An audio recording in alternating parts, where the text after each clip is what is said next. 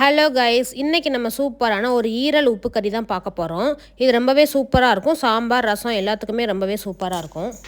வீடியோவை ஃபுல்லாக பாருங்கள். அதுக்கு ஃபஸ்ட்டு ஆயில் சேர்த்துட்டு சோம்பு, பட்டை, ஏலக்காய் அதெல்லாம் சேர்த்துட்டு அது கூட வந்து சின்ன வெங்காயம் கொஞ்சம், காஞ்ச மிளகாய் கொஞ்சம் ஆட் பண்ணி நல்லா அந்த எண்ணெயிலே வதக்கிக்கோங்க.